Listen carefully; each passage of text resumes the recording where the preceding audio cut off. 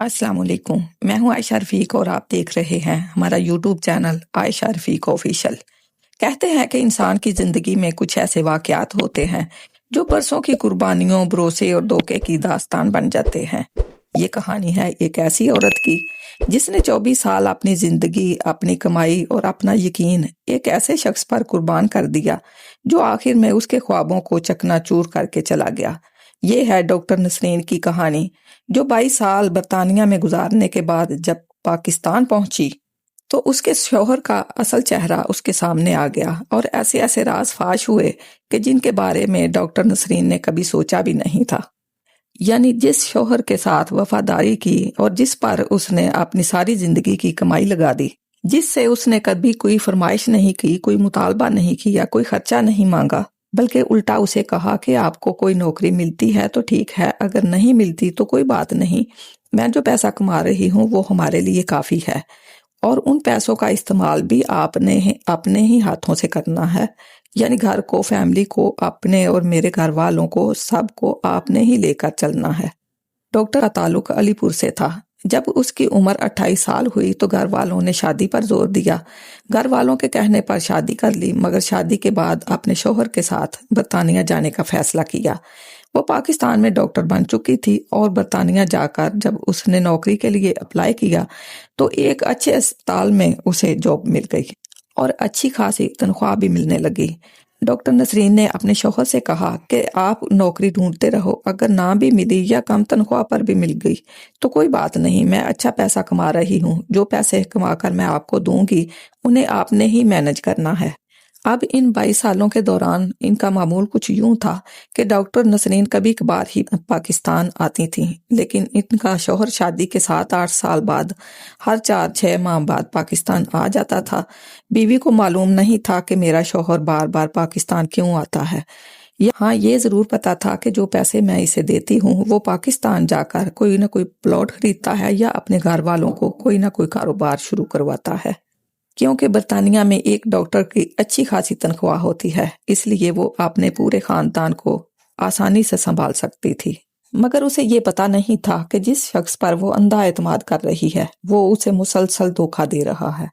इन 22 सालों में नसरीन के 2 बेटे और एक बेटी पैदा हुए। जब वो पाकिस्तान पहुंची तो तीनों बच्चे जवान हो चुके थे।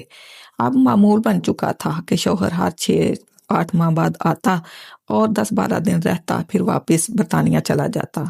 बीवी से यही कहता कि मैं फलां जगह पर प्लॉट लेकर आया हूँ या तुम्हारे वालिदैन तक पैसे पहुंचा कर आया हूँ। डॉक्टर इंतहाई वफादार औरत थी। उसने अपने घर वालों के साथ साथ अपने शौहर के बहन भाइयों को भी माली मदद दी। वो कहती थी जाकर इनको कारोबार के लिए पैसे दो ताकि इनके भी हालात अच्छे हो जाएं। वक्त गुजरता गया, 22 साल बीत गए। डॉक्टर नसरीन ने सोचा कि अब पाकिस्तान जाकर अपनी जायदाद और प्लॉट्स को देखती हूँ, कुछ मकान बनवाकर किराए पर दे दूंगी या ऐसा घर बनवाऊंगी कि जब मैं पाकिस्तान जाया करूंगी तो उसमें मैं खुद रहूंगी। जब वो बच्चों के साथ पाकिस्तान पहुंची तो सबसे पहले अपने वालिदैन से मिली और फिर कुछ दिन वहां रहने के बाद ससुराल गई। वहां जाकर एक चौंका देने वाला इंकशाफ हुआ। पता चला कि उसके शौहर ने पिछले 10 साल से दूसरी शादी कर रखी है। जब नसरीन ने पूछा कि तुम जिन पैसों से प्लॉट लेने का कहते थे वो कहाँ हैं, तो एक प्लॉट भी उसके नाम पर नहीं निकला। असल में शौहर ने इसके पैसों से दूसरी शादी की थी और सारा पैसा दूसरी बीवी पर खर्च करता रहा था और दूसरी बीवी से कहता कि ये मैं तुम्हारे लिए बाहर से कमा कर लाता हूँ। एक तरफ नसरीन वफादारी की मिसाल कायम कर रही थी तो दूसरी तरफ शौहर पाकिस्तान आकर दूसरी बीवी के साथ मिलकर बेवफाई के रिकॉर्ड तोड़ रहा था।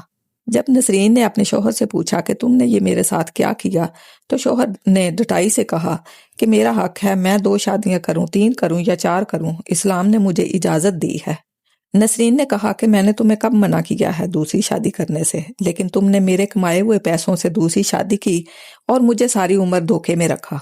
यानी 8 साल बाद उसने पाकिस्तान आना शुरू किया। हर 6-8 माह बाद पाकिस्तान आता और कहता कि प्लॉट लेकर आया हूँ और वो इस पर यकीन कर लेती थी। अब नसरीन इस सोच में मुब्तला है कि क्या वो इस शौहर के साथ मजीद जिंदगी गुजारे या इससे अलहदगी इख्तियार करे। फिलहाल नसरीन ने कोई फैसला नहीं किया। वो अपने बच्चों के साथ वापस बरतानिया जा चुकी है। कभी कभी जिंदगी हमें ऐसे मुकाम पर ला खड़ा करती है کہ جہاں وفا اور دھوکے کی لکیر بہت باریک رہ جاتی ہے۔